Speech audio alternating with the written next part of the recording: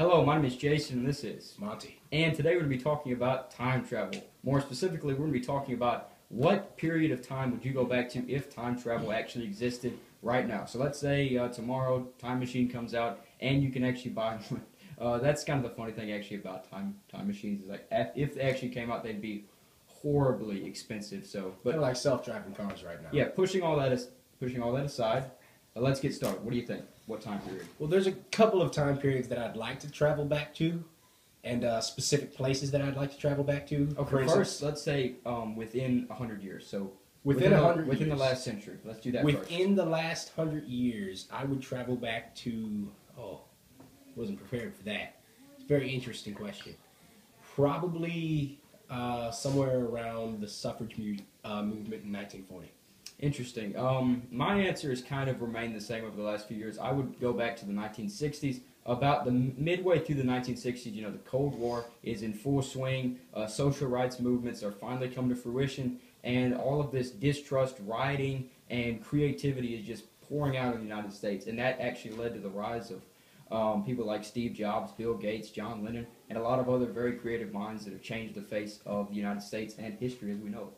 So 1960s has always been my choice, I think. Mostly I would go back and I would probably go into 1960s. I would just try and gain as much information so I could then go into the, I think, mid-70s, find Steve Jobs as fast as I can and just start a computer company and just call it whatever. Because I just knock Woz out of the way, completely cut out the middleman and just go straight into Apple. Wow.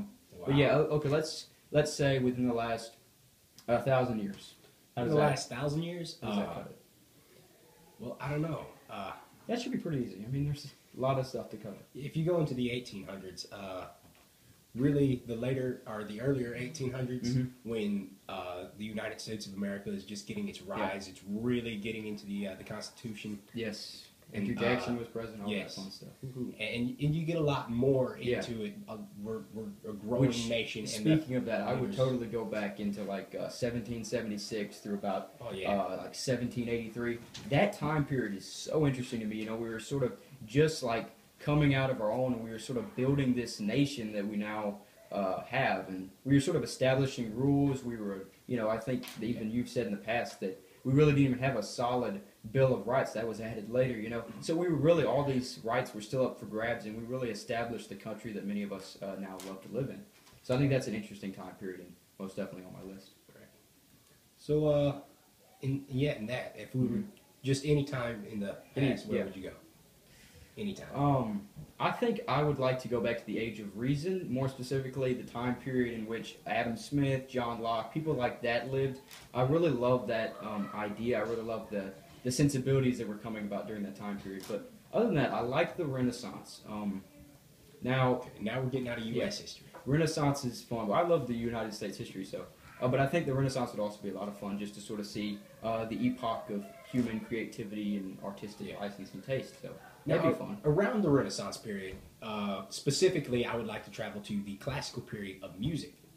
Okay. And just kind of be involved in that period where it's very accepted for like people like Bach to work with the church. Things like that, and the way the hymns were written, and just music was a lot more involved. No more instead of chants and stuff. Yeah, that's just a little past that time. Yeah, but specifically, I'd love to travel back to that time where the organ was just now coming into play. Yeah, and it's finally like huge pipe organ style, and the drone notes coming from that, and the pipes and things like that.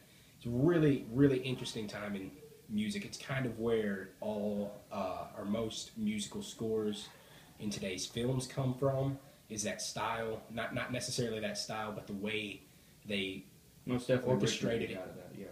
Yeah, and I know John Williams and Hans Zimmer are huge chamber music fans, which is specifically from this last period. Yeah, I think that's interesting. Good answer.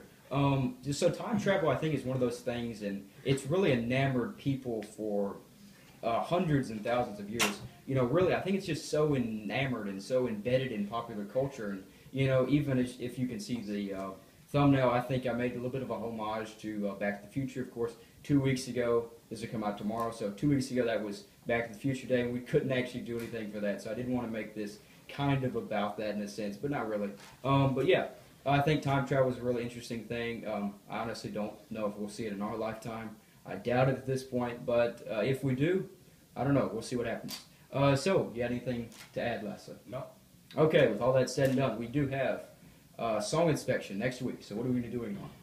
I actually heard a song. I can't remember the title of it right now, but Okay. yeah.